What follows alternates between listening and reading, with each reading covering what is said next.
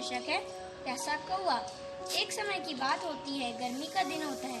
एक कौवे को बहुत ही ज्यादा प्यास लगती है। तब वह उड़ते उड़ते देखता है कि सारे पौधे सूख जाते हैं। वह पानी की तलाश में होता है। फिर उसको एक घड़ा दिखता है। फिर वह उस घड़े पे खड़ा होता है और देखता है उस घड़े में तो पानी बहुत कम है। तो वह आसपास देखता है कि कुछ कंकड़ नीचे गिरे पड़े हैं।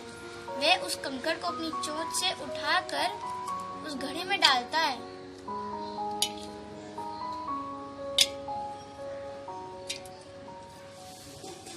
और जब पानी ऊपर आता है, वह कौवा पानी पीकर उड़ जाता है।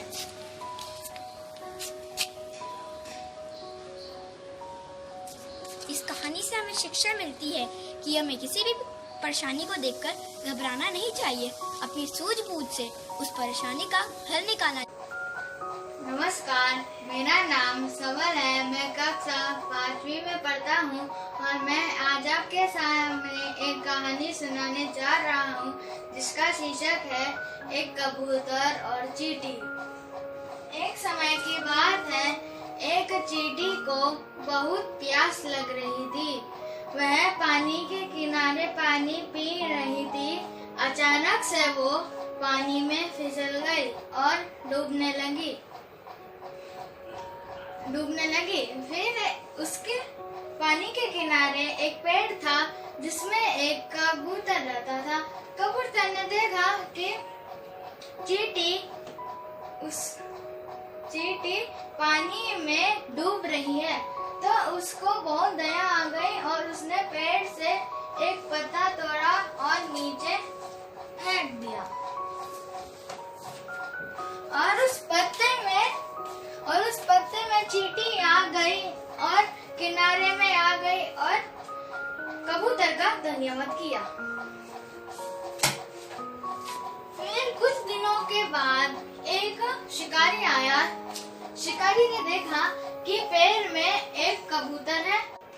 एक दिन एक शिकारी आया। शिकारी ने देखा कि कबूतर पेड़ में बैठा हुआ है।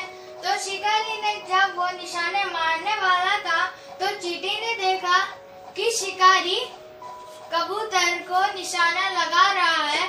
तो चींटी ने झट से उस शिकारी के पैर में इतना जोर का काटा कि उसका चीख निकल गई और उसका निशाना चूक गया। और कबूतर ने उसकी आवाज सुनकर वो उड़ गया और चींटी को धन्यवाद किया। शिक्षा कि हमें दूसरों की मदद करनी चाहिए। नमस्कार, मेरा नाम शुभम है। मैं कक्षा 5वीं में पढ़ता हूँ। आज मैं आपको एक कहानी सुनाने जा रहा हूँ जिसका शीर्षक है चालाक लोमड़ी और कौवा। एक समय की बात है, एक जंगल में एक लोमड़ी रहती थी जिसको बहुत भूख लगती थी। वह एक दिन भूखी प्यासी थकी हारी जंगल में खाना ढूंढने के लिए इधर से उधर भटक रही थी, पर खाना न मिलने के कारण भूखी प्यासी थकी हारी वह जाके एक पेड़ के नीचे बैठ गई। अचानक उसकी नजर एक कौवे पे पड़ी जिसकी चोंच में एक रोटी का टुकड़ा था। उसने कहा कौवे को, कौवा भैया, आप बहुत सुंदर हो। मैंने तो सुना है कि आप बहुत अच्छा गाते भी हो, तो मेरे लिए गाना नहीं गाओगे? मेरे लिए भी गाना गा दो। तो जैसे ही कौवा गाना गाने के लिए अपनी चोंच खोलता है, उसकी चोंच से वो रोटी का टुकड़ा गिर जाता है। और जैसे ही रोटी का टुकड़ा गिरता है, लोमड़ी उसे लेकर जल्दी से जंगल में भाग जाती है और कौवा देखता रह जाता है। इस कहानी से हमें यह सीख मिलती है कि हमें झूठे लोगों और लालची लोगों पर कभी भी भरोसा नहीं करना चाहिए। मेरा नाम देवांशी है। मैं कक्षा 5वीं अ की छात्रा हूँ। आज मैं आपके सामने एक कहानी प्रस्तुत करने जा रही हूँ जिसका शीर्षक है मूर्ख बंदर। किसी राजा के राजमहल में एक बंदर सेवक के रूप में रहता था। वह राजा का बहुत विश्वास पात्र और भक्त था। एक दिन जब राजा सो रहा था और बंदर पंखा झर रहा था तो एक मक्खी बार बार राजा की छाती पर बैठ जाती थी। पंखे से बार बार हटाने पर भी नहीं मानती थी। वह वापस वही बैठ जाती थी।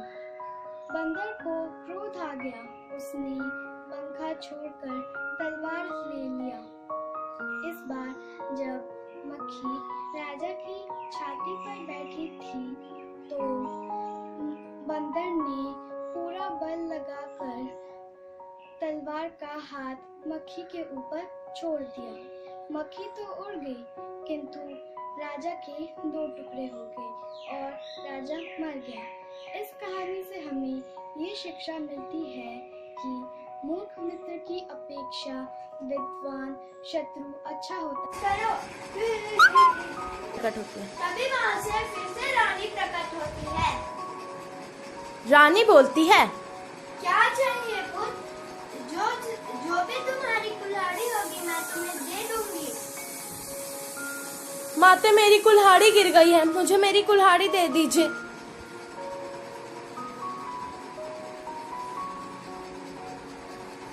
इनमें से तुम्हारी कौन सी कुल्हाड़ी है? जो कुल्हाड़ियाँ मैं तुम्हें दे दूंगी। माते मेरी तो सोने की कुल्हाड़ी है। नहीं, तुम झूठ बोल रहे हो। इसलिए अब मैं तुम्हें कोई कुल्हाड़ी नहीं दूंगी। नहीं माते, ऐसा मत करो। रोते रोते दोबारा अपने घर चले जाता है।